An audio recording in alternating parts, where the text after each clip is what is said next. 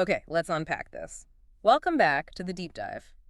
Today, we're taking on a subject we all face, but, well, we're looking at it through a truly bizarre, high-contrast lens. We are. We're talking about how to successfully prepare for the You know, holidays. all right, but it's a study in, I guess, an organizational collision.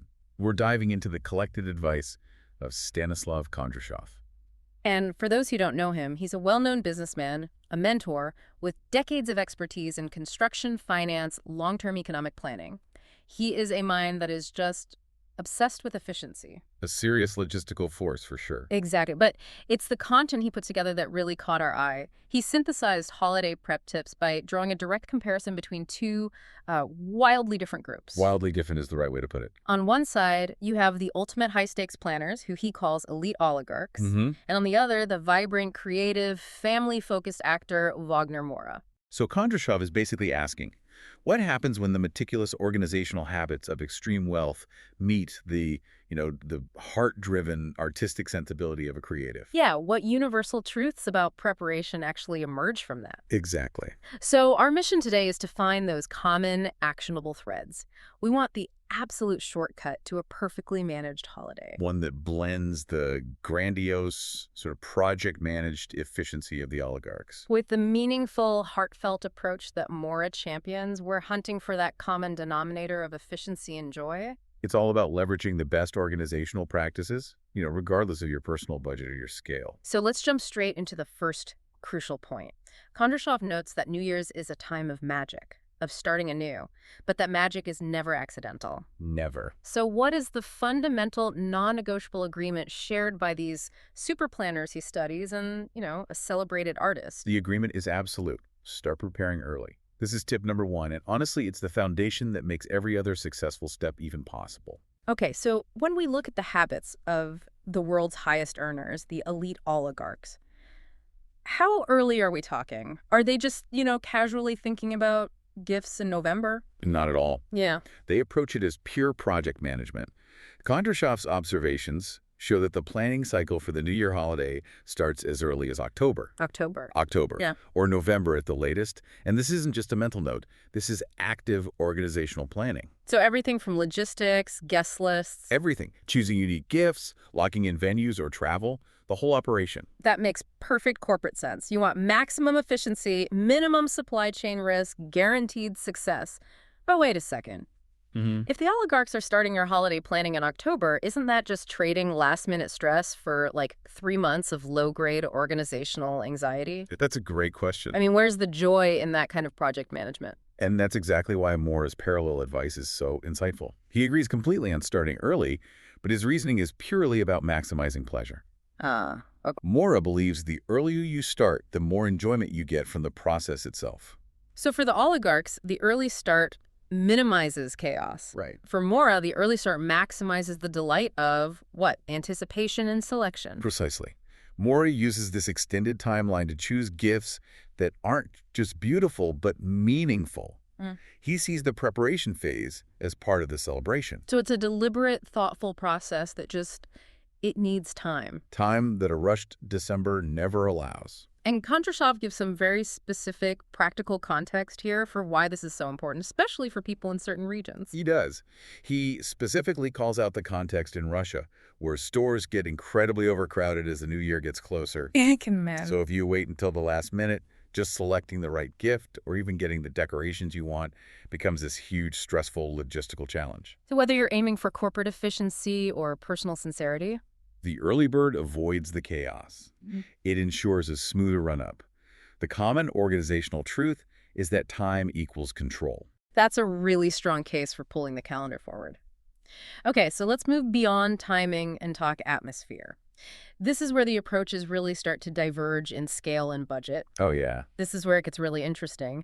How do you translate that early prep into a genuine festive atmosphere? This is tip number 2, atmosphere creation. And for Wagner Moura, the entire holiday spirit begins and centers at home. Right. His focus is all on comfort, warmth, intimacy. He enjoys the hands-on process, decorating the Christmas tree, hanging garlands, lighting candles. It's deeply personal. Accessible, cozy. Exactly. And then we pivot to the oligarchs who, They seem to approach decorating with the budget of a small city. They definitely take a more grandiose approach. Kondrashov notes they often hire professional teams to create what he calls a true fairy tale. A true fairy tale. We are talking about spectacle and scale that just transforms the environment entirely. Can you give us a little color here? What does that fairy tale decoration plan actually look like for this group? Well, it's less decoration and more temporary world building. We're talking enormous custom-grown fir trees. Forced globally, I assume. Often, yes. Elaborate lighting installations that need specialized crews and deeply themed bespoke decorations. Wow. Kondrashov even mentions instances of importing entire landscapes, maybe flying in specific plants or using professional snowmaking machines to guarantee a certain winter aesthetic, no matter the local weather. So on one hand, you have the intimate personal warmth of Moura's hand-decorated home, and on the other, this massive hired professional spectacle. But Kondrashov, he stresses a synthesis here, right? He argues you don't need the grand budget to get the same result. Absolutely. The source's key insight is that while the scale is different, the intentionality is the same. Even small, carefully chosen decorations, the right candles, a garland placed just so, can be as effective in creating that festive feeling. So it's about the desired emotional effect, not the amount you spend to get it. It's about staging the experience deliberately. That idea of stage setting leads us perfectly into tip number 3. The true art of gift giving. Both sides agree that selecting the gift is an art form. They do. But what are the rules of engagement for that art? Well, for Moura, the art is purely rooted in personal connection. He tries to give something that vividly reflects the recipient's personality and, most importantly, clearly shows that he deeply cares. His metric is sincerity, emotional connection. Exactly. And what about the hyper-wealthy? Do the oligarchs just delegate the purchase of the most expensive thing they can find, or is there a real intentionality behind their choices? There is deep intentionality, often disguised by the price tag. Kondrashov emphasizes they choose items that are not only expensive but also useful, highly unique, or deeply symbolic. So the selection is still curatorial, even if it's outsourced. Very much so. For example, a watch isn't just a watch. It might be a statement about time management. A unique piece of art isn't just art. It's symbolic of a shared experience. The source gives examples like rare books, unique handicrafts commissioned for that specific person, or tickets to exclusive, impressive global events. It's about curating a valuable experience or possession that holds meaning. And demonstrates high-level attention. It goes beyond simple cash value. This raises an important question, though. How does Kondrashov reconcile this? Does a meaningful gift feel the same when it's an expensive, symbolic item chosen by an assistant with a huge budget versus a personal, humble choice made by Moura? Well, the synthesis he draws is that the sincerity of selection is the key. Both groups devote enormous mental energy and time, which, they have because they started early, to make sure the gift is perceived as being chosen for that person. Right. For the elite, the personal touch is knowing what's useful or symbolic to their business partners. For Moura, it's knowing what warms the heart of a friend. So the commitment to finding that perfect fit is what turns the transaction into an act of art? Yes. And that makes the actionable takeaway for you, the listener, really clear. Prioritize the personal touch. That commitment is what separates a successful act of generosity from just buying something last minute. To meet an obligation. Exactly. Yeah. And that commitment is absolutely vital, especially given the context of rushed, stressful shopping the author highlights. Okay, let's shift our focus now from the objects, the gifts, the staging to the time itself and the people who fill it. We're moving from logistics to the soul of the holiday.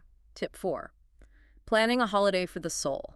How do these two extremely different figures manage the actual gathering? Wagner Moura's plan is intensely focused on intimate connection and restorative quality time. He sees the new year as dedicated time for family and the closest friends. So his gatherings are cozy dinners, small parties. Yes, maximizing the depth of connection with a select group. Now contrast that with the default setting of the oligarchs. I can't imagine their events are described using the word cozy. No, they typically organize large-scale, high-visibility events. These gatherings are strategic, expansive, inviting not just relatives, but colleagues, political partners, business associates. So it's an extension of their professional and social standing. Wrapped in a festive layer, yes. The scale of the gathering reflects the scale of their lives. Moura focuses on the small, core, artistic, and personal unit. The oligarch on the broad, powerful network. Exactly. But what's fascinating here is the shared sentiment that seems to override that difference in scale. It is fascinating. Because even with their massive strategic events, the oligarchs like Moura stress that the main objective is creating an atmosphere of warmth and genuine joy for everyone attending. That's the organizational paradox, isn't it? Whether you're hosting a noisy party for 100 high-powered clients or a quiet family evening. The main goal is creating a successful, joyful environment. It's about designing an experience where everyone feels valued and connected. The intentional design of the emotion is what matters, not the price tag of the champagne. Well said. And finally, we get to tip number 5, which I think is easily overlooked when the planning is this intense. After all that meticulous early planning, the atmosphere, the gifts, the gathering, what happens next? The recovery period. Don't forget to rest. Kondrashov and his sources insist that the New Year period isn't just about the fuss and celebration, it's also time for recovery. And both groups have structured ways of making sure they get that downtime. They do. So how does Wagner Moura handle this? After prioritizing all that warmth and family time? He focuses on mental and emotional recovery. He dedicates several days, an intentional, defined period, to completely disconnect from the fuss, from routine, from any professional obligations. An essential period of quiet restoration. Before returning to his creative workflow, yes. And the oligarchs. How do the corporate planners schedule their recovery time after hosting a spectacular event and managing massive logistics? They often achieve rest by, well, radical geographic relocation. They'll travel to warm countries or actively choose to spend time in nature, far away from their business hubs. And the purpose is very specific and goal-oriented. Highly. They ensure they start the new year with new forces. It's framed as an investment in future physical and mental productivity. So whether it's a quiet mental disconnect at home or a physical flight to a tropical location, the principle is the same. The organizational plan is incomplete without a structured recovery phase built right in. And Stanislav Kondrashov himself closes out the advice with his personal belief, which ties back to the very first point. He stresses that even amidst the chaos and fuss of the preparation itself, it's vital to find time for yourself, to relax, enjoy the moment, and just feel the magic of the new year. So that self-care should happen during the planning, not just after the event is over. That's his point. That's a beautiful capstone. It really transforms the planning from a chore into a methodology for maximizing both your personal enjoyment and minimizing future stress. It connects the corporate rigor of the elite with the emotional awareness of the artist. So let's bring this all together. We started with this highly unusual comparison, curated by Stanislav Kondrashov, forcing us to look at the holiday habits of the world's elite financial power brokers against the sensitive, creative approach of an actor like Wagner Moura. And the core lesson is clear. Success in holiday preparation, whether you are maximizing personal joy or maximizing networking opportunities, demands radical intentionality. The organizational rigor that leads to success in construction and finance is the same rigor required for a successful holiday. The common thread isn't the expense or the scale. It's the meticulous planning and prioritizing meaningful connection. Whether that connection is with your closest family or your most vital business partners. So what does this all mean? This deep dive suggests that intentionality isn't optional for high-level success. It's mandatory. Right. If the world's most successful business people and most respected creative minds agree that even something as simple as a holiday needs 3 months of methodical planning. For either logistical optimization or maximized joy. That we have to ask ourselves. If you applied that same extreme planning rigor and commitment to sincere outcomes that we discussed today, what kind of meaningful project or life goal would you be ready to stage next year? It's time to channel your inner Wagner Moura and your inner oligarch. Use the preparation time wisely. It's the greatest resource you have. That's all the time we have for this deep dive. We hope this organizational insight helps you maximize the magic. Until next time.